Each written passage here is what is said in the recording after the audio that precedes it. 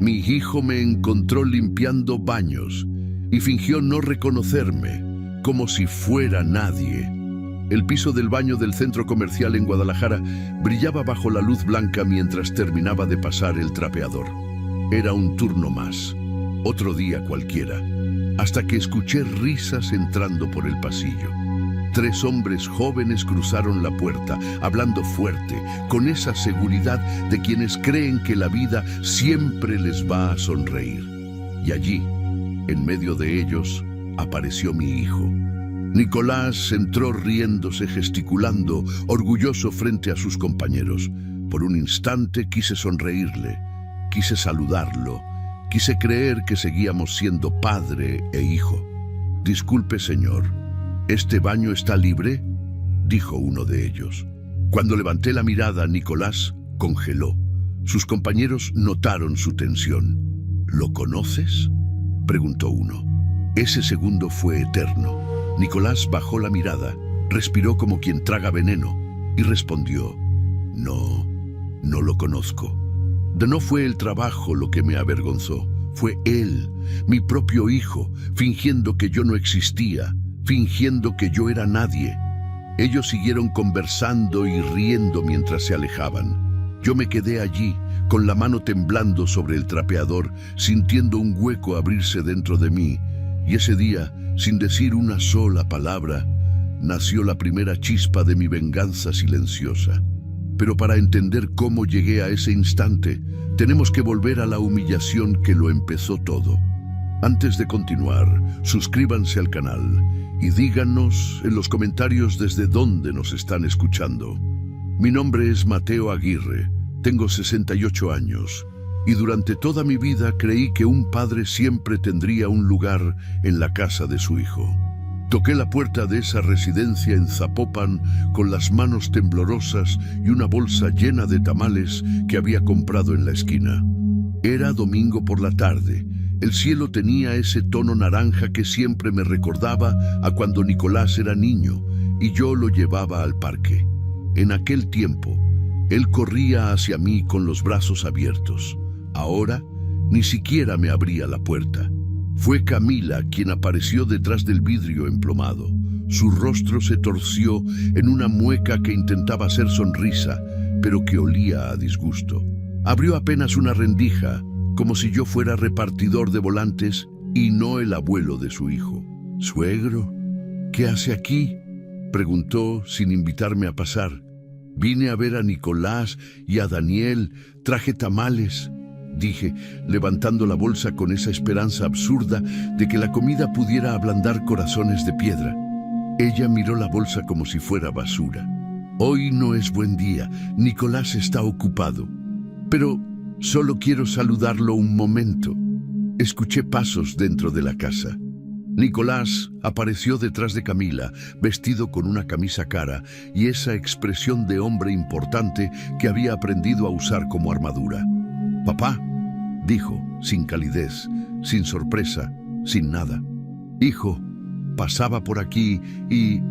Camila lo interrumpió con esa voz dulce y venenosa que solo las serpientes dominan. «Mateo, creo que sería mejor si avisara antes de venir.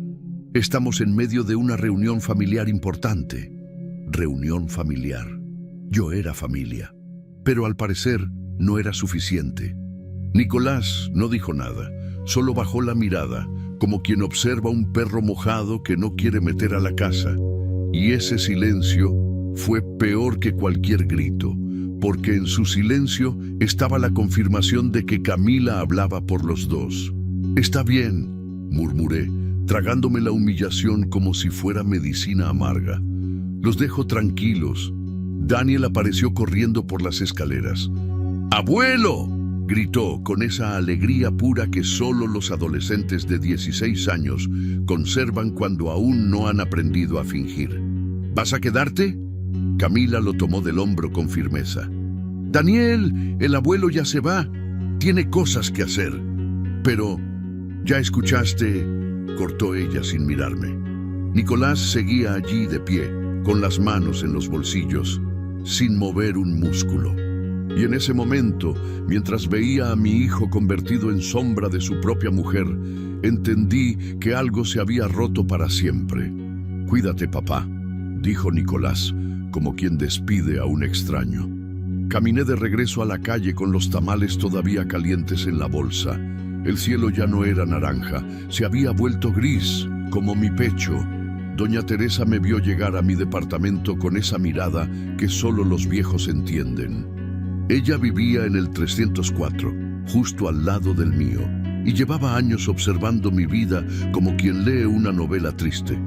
«¿No te quedaste a cenar?», preguntó, aunque ya sabía la respuesta. «No era buen día», mentí. Ella asintió, sin insistir. Me ofreció café, pero yo solo quería estar solo. Entré a mi departamento de 40 metros cuadrados, dejé los tamales sobre la mesa y me senté frente a la ventana. Afuera, la ciudad seguía moviéndose como si nada hubiera pasado. Como si un padre no acabara de ser expulsado de la vida de su propio hijo. Esa noche no comí. Esa noche solo pensé en cuántas veces más me cerrarían la puerta antes de que yo dejara de tocar. Esa noche entendí que no sería la última vez que me sacarían de su vida. El teléfono sonó a las 11 de la noche, 3 semanas después de aquella puerta cerrada. Yo estaba acostado, medio dormido, cuando la vibración del celular me sacó de ese sueño inquieto que los viejos tenemos cuando la soledad pesa más que las cobijas. Vi el nombre en la pantalla, Nicolás. Mi corazón dio un salto idiota, como si fuera niño esperando que su padre volviera de viaje. «¿Hijo?», contesté con esa urgencia que solo un padre entiende. «Papá, necesito hablar contigo. Es urgente. Urgente». Esa palabra siempre significa problemas. Y cuando viene de un hijo que apenas te llama, significa dinero. «¿Qué pasó? ¿Están bien?». Sí, pero necesito verte mañana. ¿Puedes en la tarde?». No pregunté más, solo dije que sí, porque los padres siempre decimos que sí, incluso cuando deberíamos decir no. Al día siguiente, Nicolás llegó a mi departamento con esa ropa cara que usaba para impresionar, pero con ojeras que ninguna camisa de marca podía esconder. Se sentó en el sillón viejo que había heredado de mi madre y miró alrededor como quien inspecciona un museo de pobreza. «¿Quieres café?», ofrecí. «No tengo mucho tiempo, papá». Directo al grano, sin abrazos, sin preguntas sobre cómo estaba. «Solo negocios. Necesito un préstamo», dijo mirándome a los ojos con esa intensidad que usaba cuando quería convencer a alguien. 30,000 pesos. 30,000 pesos. Yo ganaba 7,500 al mes como velador en una bodega. Había tardado casi 3 años en juntar 28,000 pesos en una cuenta de ahorro que pensaba usar para emergencias, para mi vejez, para no ser carga de nadie. «¿Para qué lo necesitas?», pregunté sintiendo que mi voz temblaba. «Un negocio, una oportunidad que no puedo dejar pasar. Es seguro, papá, te lo devuelvo en 3 meses». 3 meses. Siempre son 3 meses, o 6, o cuando las cosas mejoren, pero nunca es verdad. «Hijo, ese dinero es todo lo que tengo». Por eso te lo estoy pidiendo a ti y no a un banco», dijo con una sonrisa que intentaba ser cálida, pero que olía a manipulación. «Confío en ti y sé que tú confías en mí». La trampa perfecta. Si decía que no, era mal padre. Si decía que sí, era ingenuo. Pero los padres siempre elegimos ser ingenuos antes que malos. «Está bien», murmuré. «Mañana voy al banco y te los transfiero». Nicolás se levantó, me dio una palmada en el hombro como quien agradece a un empleado útil y se fue sin tomar café, sin preguntar cómo estaba, sin quedarse ni 10 minutos más. La puerta se cerró y yo me quedé allí, con el sonido del silencio comiéndome por dentro. Al día siguiente transferí 28,000 pesos de mis ahorros y pedí prestados 2,000 a doña Teresa, quien me los dio sin preguntar para qué, porque así son las buenas personas, no interrogan el dolor ajeno. 2 semanas después fui a visitar a Daniel. Esta vez avisé antes. Esta vez Camila no tuvo excusa para cerrarme la puerta. Entré a esa casa enorme que olía a dinero nuevo y vi lo que se habían comprado con mi herencia en vida. Una televisión del tamaño de una pared. «Es increíble, ¿verdad?», dijo Camila, señalando la pantalla con orgullo de quien acaba de conquistar el mundo. «Nicolás se la merecía, trabaja tanto».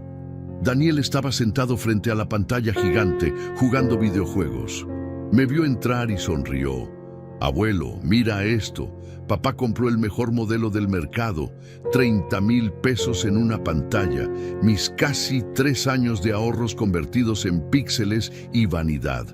Nicolás apareció por las escaleras con esa misma camisa cara de siempre.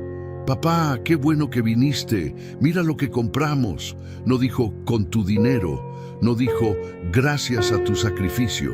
Solo presumió como si fuera victoria propia. Camila se acercó a mí con una copa de vino en la mano. «Mateo, espero que entiendas que Nicolás necesita mantener cierto nivel. Su puesto de gerente comercial lo exige. No puede andar con cosas viejas». «Cosas viejas, como yo». «Claro», dije, sintiendo que mi voz salía quebrada. Daniel me miró con esos ojos que todavía tenían algo de inocencia. «Abuelo, ¿estás bien?» «Sí, mijo, estoy bien». Mentira, no estaba bien. Estaba roto por dentro, viendo cómo mi propio hijo convertía mi sudor en lujo innecesario mientras yo comía frijoles refritos 5 días a la semana para poder ahorrar. Me quedé media hora más, fingiendo que me interesaba esa televisión obscena, fingiendo que no me dolía, fingiendo que seguía siendo parte de esa familia. Cuando salí de allí, doña Teresa me esperaba en el pasillo de nuestro edificio. «¿Cómo te fue?» «Bien», mentí otra vez. Ella asintió, con esa tristeza de quien sabe que le están mintiendo, pero no quiere forzar la verdad. Esa noche, acostado en mi cama estrecha, hice cuentas en un cuaderno viejo. Calculé cuánto tiempo me tomaría juntar otros 30,000 pesos. 5 años, tal vez 6, si no me enfermaba, si no perdía el trabajo, si la vida me daba tregua. Y entendí algo que dolió más que la traición. Mi hijo no había venido por necesidad. Había venido porque sabía que yo siempre decía que sí. Pero lo que perdería después dolería mucho más que el dinero. El gerente de la bodega me citó un viernes por la mañana con esa expresión que todos los trabajadores reconocemos. La cara del verdugo que está a punto de soltar el hacha. «Mateo, lo siento mucho. La empresa está automatizando la seguridad. Ya no necesitamos veladores». Tenía 68 años encima. 32 años trabajando en esa bodega. Y me despedían con un sobre que contenía mi liquidación. 180,000 pesos. Menos de lo que me correspondía. Pero no tenía fuerzas para pelear en tribunales. Salí de allí con una caja de cartón llena de mis cosas. Un termo viejo, una foto de Daniel cuando era niño y un calendario de hace 5 años que nunca me había molestado en cambiar. Doña Teresa me vio llegar al edificio con la caja en las manos. «No me digas que me liquidaron», dije, intentando sonreír como si no me importara. Ya era hora de buscar algo nuevo. Nuevo. A los 68 años, la palabra nuevo suena a burla. Durante 3 semanas busqué empleo. Fui a almacenes, ferreterías, gasolineras. En todos lados la respuesta era la misma. Demasiado viejo, muy amable, demasiado lento, no se ajusta al perfil. El dinero de la liquidación se iba como agua entre las manos. Renta, luz, comida, deudas pequeñas que había acumulado. Y los 2,000 pesos que le debía a doña Teresa, quien nunca me los cobró, pero que yo sabía que pesaban en su conciencia tanto como en la mía. Fue ella quien me habló del trabajo. «Mateo, sé que no es lo que esperabas, pero mi sobrina trabaja en el centro comercial Plaza del Sol. Están buscando personal de limpieza. Paga 6,500 al mes». Limpieza. Yo había sido velador, supervisor, encargado de inventarios y ganaba 7.500. Ahora me ofrecían trapear pisos por menos dinero, pero el orgullo no paga la renta. ¿Puedes darme el contacto? 2 días después estaba en la oficina de recursos humanos, firmando un contrato que olía a cloro y desesperación. El supervisor, un hombre de 40 años con mirada cansada, me explicó las reglas. Su turno es de 2 de la tarde a 10 de la noche. Baños, pasillos, área de comida. No hable con los clientes a menos que le pregunten algo. Sea invisible. Invisible. Esa palabra me perseguiría durante meses. Mi primer día fue un martes. Me dieron un uniforme azul marino con un parche que decía Servicios Generales y un carrito lleno de productos de limpieza. El olor a desinfectante me recordó a los hospitales, a la enfermedad, a la decadencia. Empecé por los baños del segundo piso. Había manchas en los espejos, papel tirado en el suelo y ese olor que solo los baños públicos tienen, una mezcla de jabón barato y humanidad descuidada. Me puse los guantes de goma y comencé a limpiar. Al principio, cada vez que alguien entraba, yo bajaba la mirada. No por vergüenza del trabajo, sino por miedo a que me reconocieran. Miedo a que algún viejo conocido me viera allí, de rodillas, tallando inodoros. Pero conforme pasaron los días, algo cambió dentro de mí. Descubrí que había dignidad en el trabajo honesto. Descubrí que nadie me juzgaba porque nadie me veía. Era invisible, sí, pero esa invisibilidad también era libertad. Nadie esperaba nada de mí. Nadie me exigía ser más de lo que era. Las señoras de la limpieza me adoptaron como uno más. Rosalía, una mujer de 50 años con risa escandalosa, me enseñó a limpiar vidrios sin dejar marcas. Don Héctor, de 72 años, me contó que llevaba 15 años limpiando ese mismo centro comercial y que nunca había sentido vergüenza. El trabajo es trabajo, Mateo. Lo vergonzoso es robar, mentir, vivir de los demás. No esto. Sus palabras se clavaron en mi pecho como clavos de verdad. Yo no estaba robando, yo no estaba mintiendo, yo estaba trabajando. Pero mi hijo me había robado mi dinero para comprarse lujos. Mi hijo había mentido al decir que era un negocio urgente. Mi hijo vivía de las apariencias mientras yo tallaba inodoros para sobrevivir. ¿Quién debería sentir vergüenza? Pasaron 2 meses. Aprendí las rutinas, los horarios, los rostros de los clientes habituales. Había un grupo de oficinistas que llegaban todos los viernes a las 6 de la tarde. Había familias que venían los domingos con sus niños. Había parejas de novios que se besaban en las escaleras. Y yo seguía siendo invisible. Hasta que una tarde, mientras limpiaba el 3er piso, escuché voces conocidas acercándose por el pasillo. Risas masculinas, bromas de oficina. Esa confianza arrogante de los hombres jóvenes que creen que el mundo les pertenece. Me quedé paralizado, con el trapeador en la mano, sintiendo que el aire se volvía pesado. No podía ser. No aquí. No ahora. Pero el destino nunca pregunta si estás listo.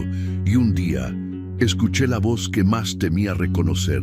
El corazón me golpeaba el pecho como si quisiera advertirme de algo que mi cabeza ya sabía, pero que mi alma se negaba a aceptar. Nicolás entró al baño del 3er piso con 2 compañeros de traje.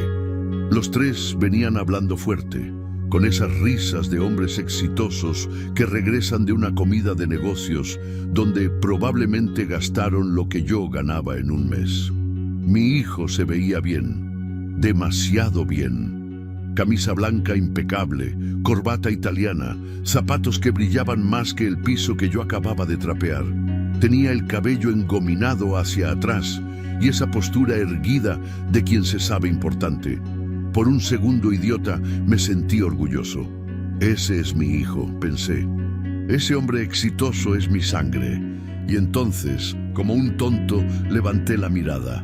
Nuestros ojos se encontraron. Vi cómo su rostro se congelaba. cómo sus pupilas se dilataban con ese terror que solo aparece cuando la mentira está a punto de ser descubierta. Sus compañeros seguían hablando, ajenos al drama que se desarrollaba en silencio entre padre e hijo. Yo sostuve el trapeador con más fuerza, sintiendo que mis manos temblaban. Quise sonreírle, quise decir: «Hijo, qué sorpresa verte aquí». Quise creer que él me saludaría, que me presentaría con orgullo, que diría: «Él es mi papá». Pero la expresión de Nicolás no era de sorpresa ni de alegría. Era pánico. Pánico puro de que sus compañeros descubrieran que el hombre que limpiaba baños era su padre. Uno de ellos, un tipo joven de unos 30 años con barba cuidada y reloj ostentoso, se acercó a mí. «Disculpe, señor, ¿este baño está limpio? ¿Podemos pasar?». Mi voz salió quebrada. «Sí, sí, adelante». Nicolás seguía paralizado en la entrada, con la mandíbula tensa y la mirada clavada en el piso. Sus compañeros notaron su comportamiento extraño. El otro, un hombre más corpulento con lentes de diseñador, lo miró con curiosidad. «Nico, ¿estás bien?». Mi hijo tragó saliva. Yo lo vi tragar saliva. Vi cómo sus hombros se tensaban, cómo sus manos se cerraban en puños dentro de los bolsillos del pantalón caro que probablemente había comprado con mi dinero. Y entonces el hombre de la barba me miró a mí, luego a Nicolás, y preguntó lo que yo tanto temía escuchar: «¿Lo conoces?». Ese segundo fue eterno. El mundo se detuvo en esa pregunta. En ese baño que olía a pino y desinfectante, con la luz blanca del techo rebotando en los azulejos limpios, mi vida entera como padre se jugaba en la respuesta de mi hijo. Nicolás respiró hondo. Lo vi respirar hondo, como quien se prepara para saltar de un precipicio, y saltó. «No», dijo con una voz tan fría que me atravesó como navaja. «No lo conozco». Las palabras cayeron sobre mí como piedras. «No lo conozco». 3 palabras que borraban 68 años de mi existencia. 3 palabras que negaban las noches en vela cuando él era bebé y yo lo mecía porque lloraba de cólicos. 3 palabras que olvidaban las veces que trabajé doble turno para pagarle la escuela privada que Camila exigía. 3 palabras que destruían cada abrazo, cada sacrificio, cada «te quiero, papá» que alguna vez salió de su boca de niño. No lo conozco. Mi propio hijo acababa de decir que no me conocía. Los compañeros se encogieron de hombros y entraron al baño, ya desinteresados. Nicolás los siguió con pasos rígidos, evitando mi mirada con una determinación que dolía más que cualquier golpe. Yo me quedé allí, de pie, con el trapeador en una mano y el corazón hecho pedazos en el pecho. Los escuché hablar dentro de los sanitarios. Escuché sus bromas sobre un cliente difícil. Escuché sus planes para el fin de semana. Escuché la risa de Nicolás fingiendo normalidad mientras yo me desangraba en silencio a 2 metros de distancia. Cuando salieron, Nicolás pasó junto a mí sin mirarme, como si yo fuera parte del inventario, como si yo fuera una mancha en la pared que no merecía atención. Sus compañeros seguían conversando, ajenos a la tragedia que acababan de presenciar sin saberlo. «Oye, Nico, ¿seguro que estás bien? Te pusiste raro allá adentro», dijo el de los lentes. «Estoy perfecto», respondió mi hijo. «Solo me acordé de algo que tengo que hacer en la oficina. Algo que tenía que hacer. Yo era un algo, una molestia, un pendiente, una vergüenza que tenía que esconder». Se alejaron por el pasillo, sus voces desvaneciéndose entre el murmullo del centro comercial. Yo me quedé allí, inmóvil, sintiendo cómo algo dentro de mí se rompía de una forma que nunca podría repararse. No fue el trabajo lo que me avergonzó. No fue trapear pisos. No fue limpiar inodoros. Fue él, mi propio hijo, eligiendo su imagen sobre mi existencia. Me temblaban las piernas. Me apoyé contra la pared del baño, dejando que el trapeador cayera al suelo con un golpe seco que resonó en la soledad. Rosalía apareció minutos después, preocupada. «Mateo, ¿qué pasó? Te ves pálido». «Y nada», mentí, recogiendo el trapeador. «Solo me mareé un poco». Ella no me creyó, pero no insistió. Me ayudó a terminar mi turno en silencio, con esa compasión que solo la gente trabajadora entiende. Esa noche, al llegar a mi departamento, no encendí las luces. Me senté en la oscuridad, con el sonido de la ciudad filtrándose por la ventana, y lloré. Lloré como no lloraba desde que murió mi esposa. Lloré por el hijo que había perdido mucho antes de ese día. Lloré por el hombre que había sido y que ya no existía en los ojos de nadie. Y en medio de ese llanto, en medio de esa oscuridad que me tragaba entero, nació algo nuevo. No era odio, era peor, era claridad. La claridad fría de entender que yo le había dado todo a un hijo que no me veía como persona, que me había convertido en un banco emocional del que sacaba amor, dinero y sacrificio, pero al que nunca devolvería nada. Y esa noche, en esa oscuridad absoluta, decidí que si mi hijo me había convertido en nadie, yo le enseñaría lo que significaba perderlo todo. Pero el destino tenía otra sorpresa, y esta vez a mi favor. La carta llegó un martes por la mañana, 3 semanas después de aquella humillación en el centro comercial. Era un sobre oficial del banco, dirigido a mi nombre, con el membrete de HSBC brillando en la esquina superior. Lo abrí con manos temblorosas, esperando alguna notificación de mi cuenta de ahorros casi vacía. Pero lo que encontré dentro me dejó sin respiración. «Estimado señor Mateo Aguirre, le recordamos que el inmueble ubicado en calle Laureles 1847, Zapopan, Jalisco, registrado a su nombre, presenta un adeudo hipotecario de 2.400.000 pesos con vencimiento próximo. Favor de ponerse en contacto». Leí esa línea 5 veces. Inmueble a mi nombre, calle Laureles 1847. Esa era la dirección de la casa de Nicolás. Mi corazón comenzó a latir con una furia que no había sentido en años. Tomé el teléfono y marqué al banco. La operadora, con voz mecánica y aburrida, confirmó lo que yo ya sospechaba, pero que mi cerebro se negaba a procesar. «Sí, señor Aguirre, el inmueble está registrado a su nombre desde hace 8 años. Usted firmó como titular del crédito hipotecario. Pero yo nunca compré esa casa. ¿Por qué nunca recibí notificaciones? Según el contrato, la dirección fiscal registrada para correspondencia es calle Laureles 1847. Todos los avisos se enviaron allá. Por supuesto, Nicolás se había asegurado de que yo nunca me enterara. Todos los avisos del banco llegaban a su casa, no a mi departamento. Él interceptaba cada carta, cada notificación, cada advertencia, y yo, confiado e ingenuo, nunca sospeché nada. Y el adeudo, ¿de cuánto es exactamente? 2.400.000 pesos, con 3 meses de retraso. Si no se regulariza pronto, procederemos con la ejecución hipotecaria. Colgué el teléfono sintiendo que el departamento giraba a mi alrededor. Nicolás había puesto la casa a mi nombre, había usado mi firma, mi crédito, mi vida entera como garantía para comprarse esa residencia ostentosa donde me cerraban la puerta. Y ahora, cuando no podía pagar, el banco venía por mí, no por él.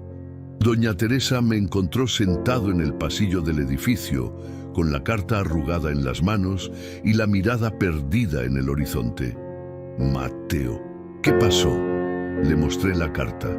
Ella la leyó en silencio y vi cómo su rostro se llenaba de esa rabia justa que solo los viejos honestos pueden sentir. «Ese desgraciado te usó. Es mi hijo. Es un ladrón», dijo ella, con una firmeza que me sorprendió. «Y tienes que defenderte, tienes que ir con un abogado». «¿Abogado?». Yo no tenía dinero para abogados. El dinero de la liquidación ya se había esfumado en 3 meses de renta, comida y deudas pequeñas. Si hubiera sabido de la hipoteca a tiempo, tal vez habría podido ayudar. Pero para cuando lo descubrí, ya no tenía cómo pagar 2.400.000 pesos. Pero doña Teresa conocía a alguien, su sobrino Javier, recién graduado, que aceptaba casos pro bono para ganar experiencia. Lo conocí al día siguiente en una cafetería cerca del centro. Era un muchacho de 30 años, delgado, con lentes gruesos, y esa hambre de justicia que solo los abogados jóvenes conservan antes de que el sistema los corrompa. Don Mateo, esto es fraude. Su hijo lo usó como prestanombre sin su consentimiento informado. Pero yo firmé. ¿Leyó lo que firmó? No. ¿Le explicaron que estaba adquiriendo una deuda de 2.400.000 pesos? No. Entonces hay dolo, hay manipulación, y podemos pelear esto. Javier revisó todos los documentos durante una semana. Investigó los movimientos bancarios, las fechas, las transferencias, y lo que descubrió fue peor de lo que yo imaginaba. Nicolás nunca había pagado consistentemente esa hipoteca. Había estado usando el dinero de sus ingresos para mantener apariencias, la televisión gigante, los trajes caros, las cenas en restaurantes de lujo. Pero la casa, mi casa, según los papeles, llevaba meses acumulando deuda. Y el banco, eventualmente, vendría a quitármela a mí. Don Mateo, usted tiene 2 opciones, dijo Javier mirándome con seriedad. Puede dejar que el banco ejecute la hipoteca y perder su historial crediticio para siempre. O puede contraatacar. ¿Contraatacar cómo? La casa está a su nombre. Eso significa que usted es el dueño legal. Puedo negociar con el banco para reestructurar la deuda y evitar la ejecución inmediata. Mientras tanto, usted puede exigir que su hijo regularice los pagos o enfrente las consecuencias legales. Negociar con el banco, reestructurar la deuda. Esas palabras sonaban a salvavidas en medio del naufragio. ¿Y si el banco acepta? Entonces ganamos tiempo y su hijo tendrá que decidir si asume su responsabilidad o pierde todo. Firmé los documentos esa misma tarde. Javier comenzó las negociaciones con el banco mientras preparaba la carta notarial para Nicolás. Una semana después, el banco aceptó reestructurar la deuda a cambio de pagos puntuales y un plan de regularización. La ejecución hipotecaria se detuvo temporalmente.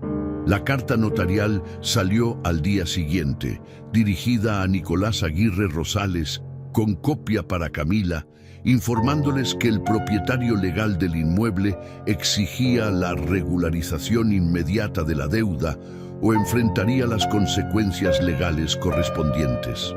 Esa noche dormí mejor que en meses. No era venganza, era justicia. Era recuperar el control de una vida que me habían robado a pedazos. Y mientras miraba el techo de mi departamento, con el sonido de la ciudad respirando afuera, pensé en la cara que pondría Nicolás cuando recibiera esa carta. Pensé en su pánico, en su desesperación, en la misma humillación que yo había sentido cuando él me negó frente a sus amigos. Y por primera vez en meses sonreí. Y la primera grieta en su mundo perfecto no tardó en hacerse visible. El teléfono explotó con llamadas 3 días después de que la carta notarial llegara a su destino. Yo estaba en el centro comercial, limpiando el área de comida rápida, cuando sentí la vibración insistente en mi bolsillo.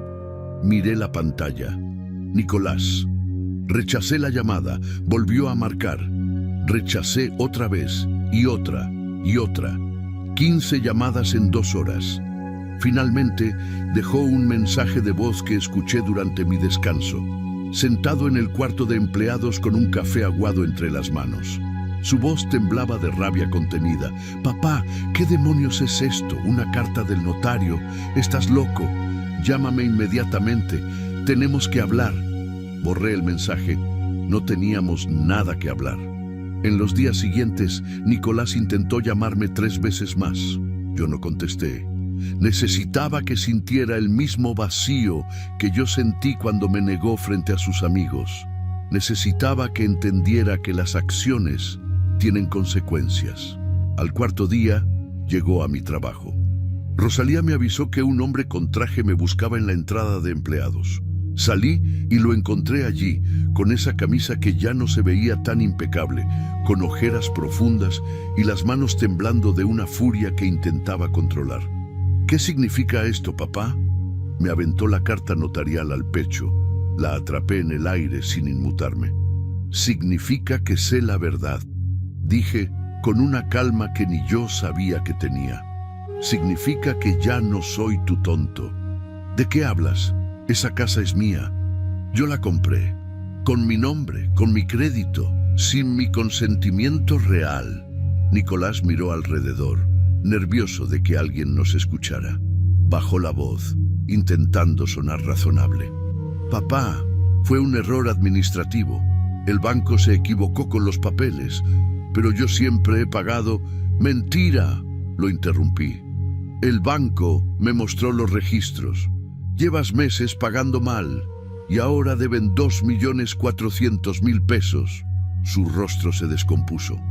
La máscara de hombre exitoso se cayó a pedazos y lo que quedó fue un niño asustado que acababa de ser descubierto robando de la alcancía. Papá, tuve problemas en el trabajo, gastos inesperados, pero ya lo voy a arreglar. Entonces, arréglalo, dije. Tienes el plazo que el abogado te dio. Después de eso, las consecuencias legales seguirán su curso. ¿Consecuencias legales? Su voz subió una octava. Me estás amenazando. Te estoy defendiendo. Corregí.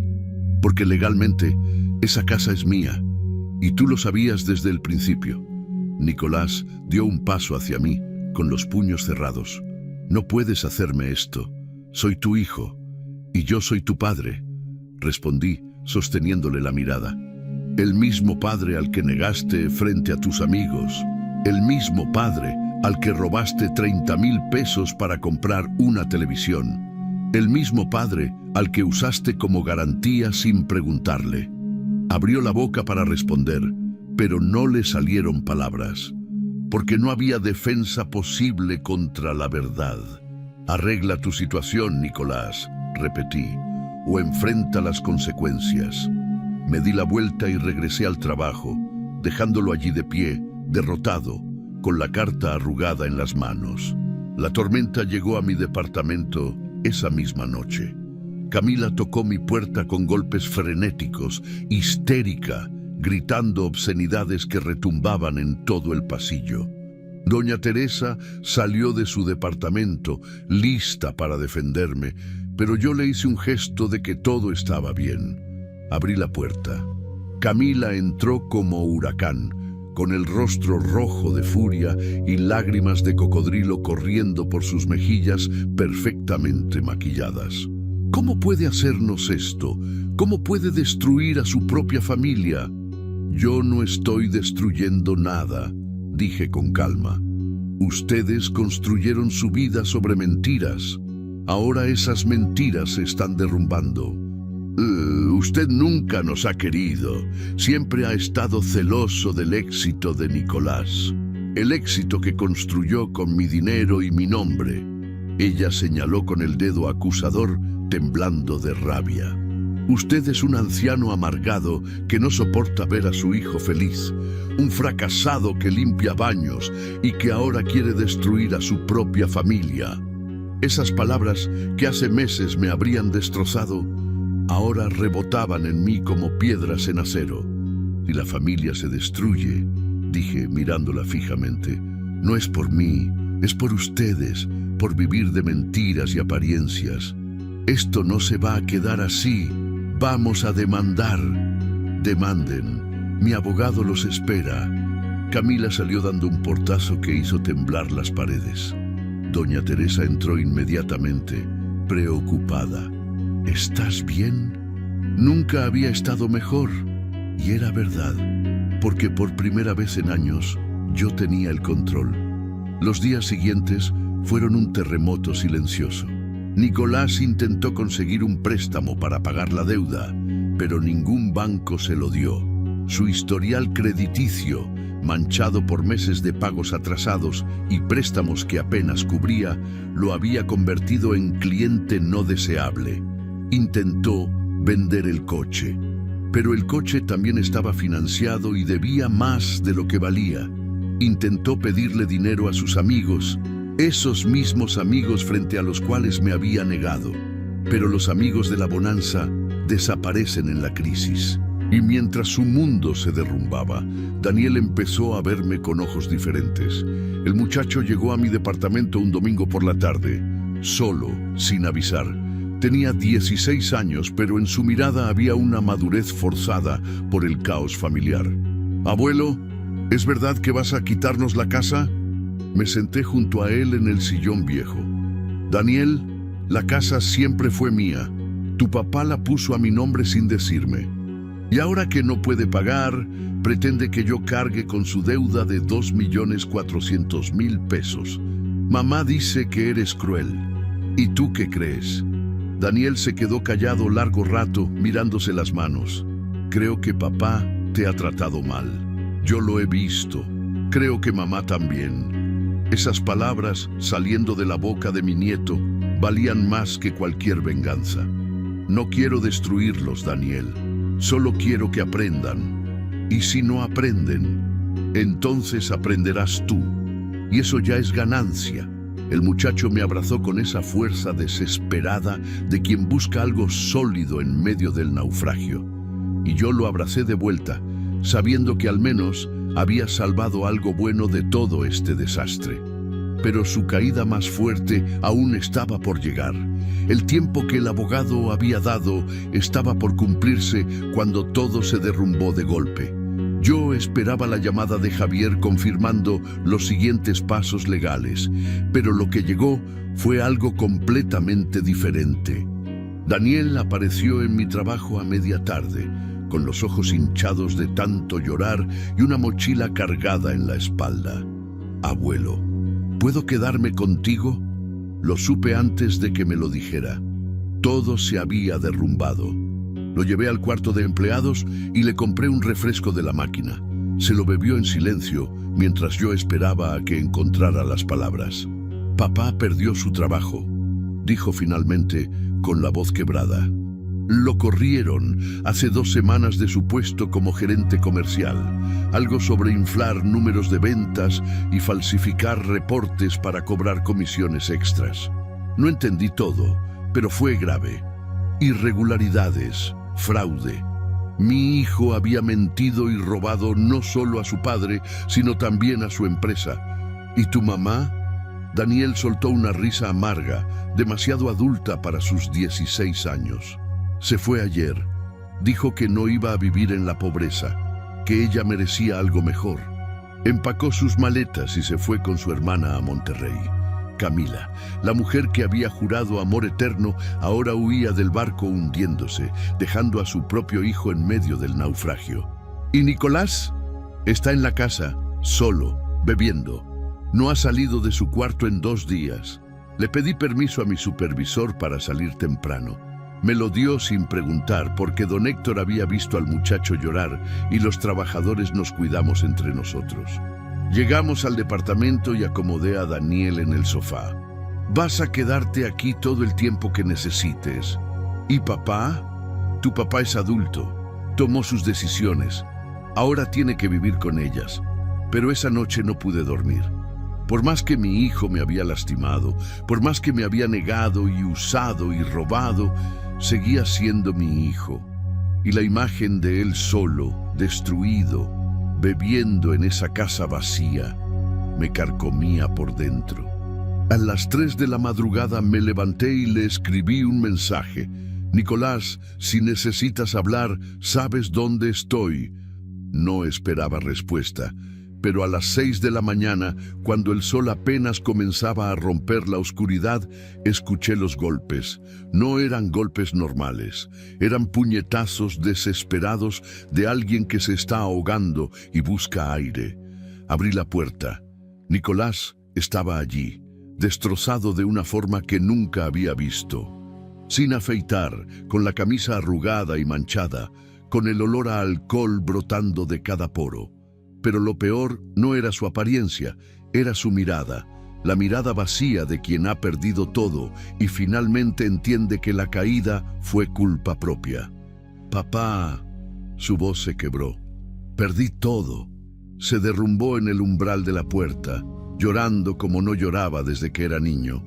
Esos sollozos profundos, sin vergüenza, sin máscaras, sin nada más que dolor puro. Lo ayudé a entrar y lo senté en el sofá donde Daniel dormía. Mi nieto se despertó, vio a su padre hecho pedazos y sin decir palabras se fue a mi cuarto para dejarnos solos. Le preparé café. Nos sentamos en silencio durante largo rato, con el sonido de la ciudad despertando afuera. «Me corrieron por hacer cosas que no debía hacer», dijo finalmente. «Inflé reportes de ventas, falsifiqué comisiones, mentí durante meses, pensé que nunca me iban a descubrir. Pero te descubrieron». «Sí». Otro silencio. Camila se fue. Dijo que yo era un perdedor, que ella no se casó conmigo para vivir así. Ella se casó contigo por el dinero. Ahora que no hay dinero, no hay Camila. Nicolás asintió, con lágrimas corriendo por su rostro sin control. El banco ya volvió a iniciar el proceso de ejecución hipotecaria. La reestructuración no alcanzó, y en unos meses perderemos la casa. Perderé todo. Perderás lo que construiste sobre mentiras. Levantó la mirada con miedo de que yo lo destruyera con esas palabras, pero lo que vio en mis ojos no era crueldad. Era algo más complejo, era justicia mezclada con tristeza. «Papá, sé que no tengo derecho a pedirte nada, sé lo que te hice, sé cómo te traté». «¿Lo sabes? ¿De verdad lo sabes?» «Sí», susurró. «Te negué frente a mis amigos, te robé tu dinero. Te usé como garantía sin preguntarte, te traté como basura, y ahora que lo perdiste todo, vienes a mí». «No vengo a pedirte nada», dijo limpiándose la cara con la manga.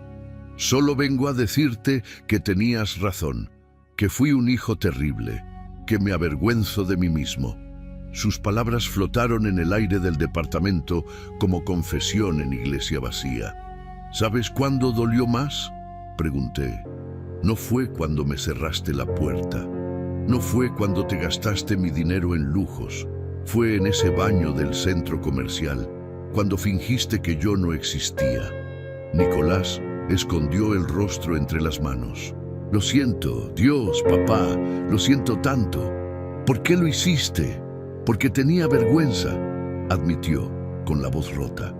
«Vergüenza de que mis compañeros vieran que mi papá limpiaba baños, vergüenza de mi propia cobardía, vergüenza de no ser el hombre que pensaba que era». Dejé que sus palabras se asentaran. Dejé que el peso de su confesión llenara el espacio entre nosotros. «Yo nunca tuve vergüenza de mi trabajo», dije finalmente. «Pero tú sí tuviste vergüenza de mí». Nicolás sollozó más fuerte, con todo el cuerpo temblando.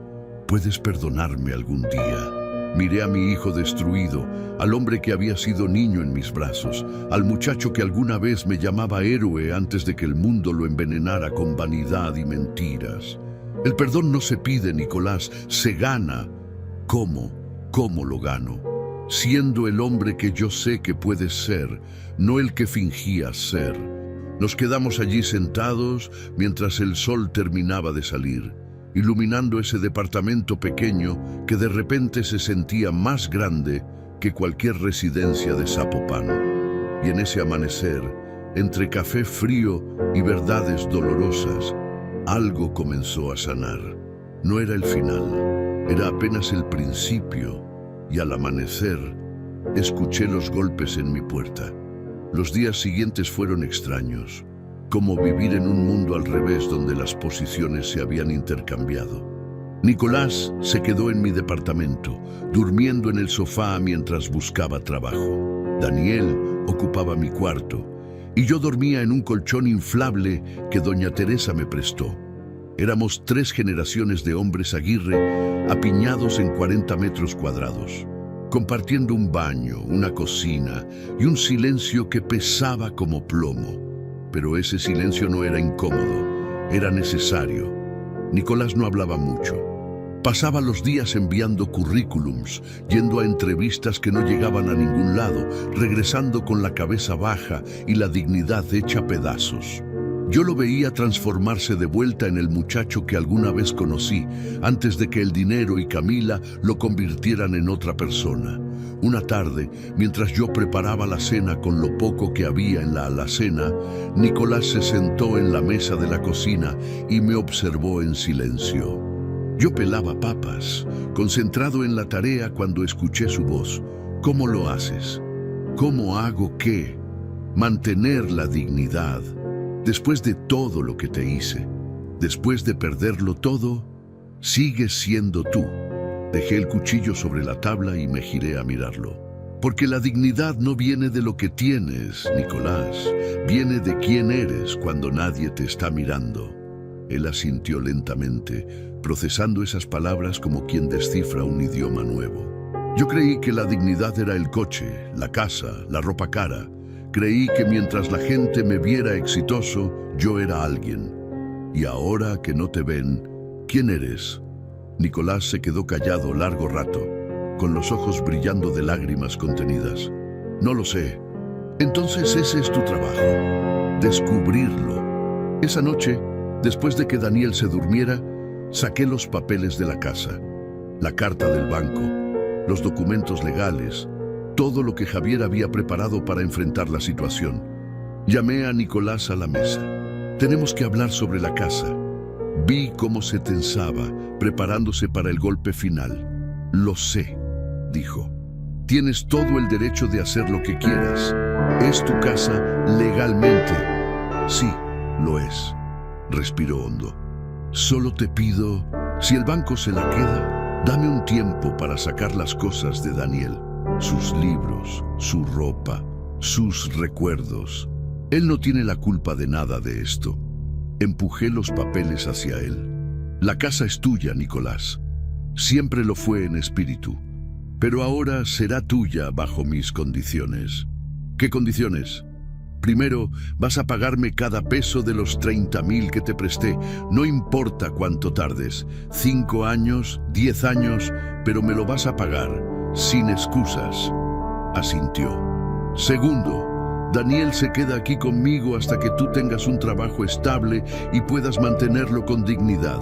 No con apariencias, con dignidad. Él seguirá yendo a la preparatoria desde aquí, aunque el trayecto sea más largo. Volvió a asentir con lágrimas corriendo por su rostro. Tercero, vas a conseguir un trabajo honesto. No me importa si es limpiando baños, cargando cajas o barriendo calles.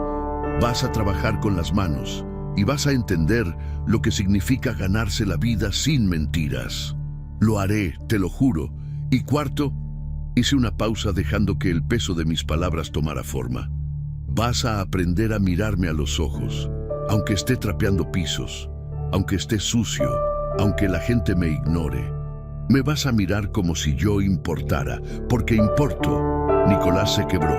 Lloró como no lloraba desde que era niño pequeño y se caía del columpio.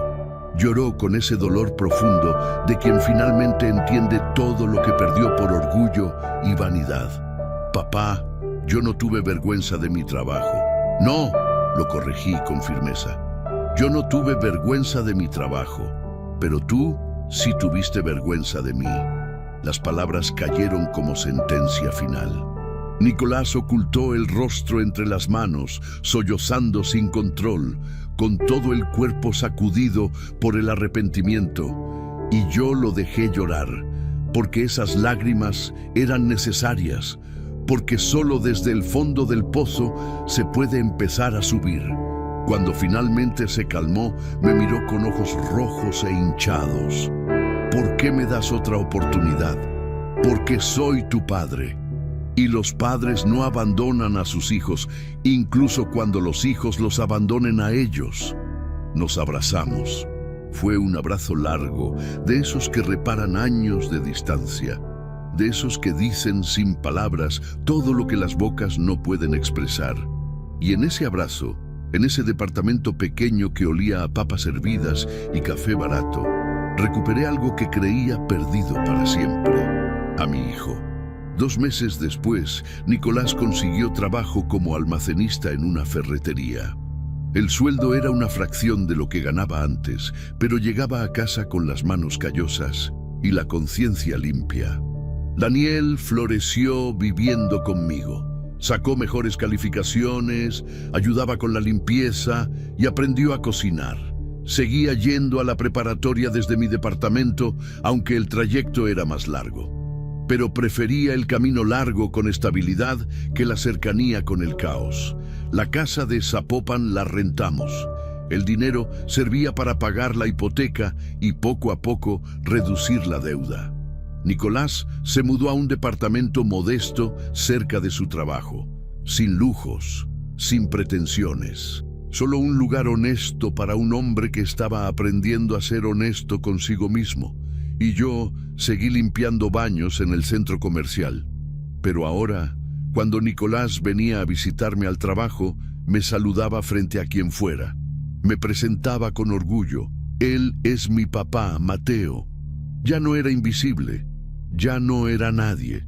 Era simplemente un padre que enseñó a su hijo la lección más dura: que el valor de un hombre no se mide en lo que tiene, sino en cómo trata a quienes lo dieron todo por él. Y ese día entendió quién era Nadie de verdad. Gracias al canal Venganza con el Abuelo por permitirme contar lo que muchos callan. Si esta historia te tocó, suscríbete, activa la campanita y cuéntame en los comentarios: ¿tú qué harías frente a una traición familiar? Gracias por escucharme.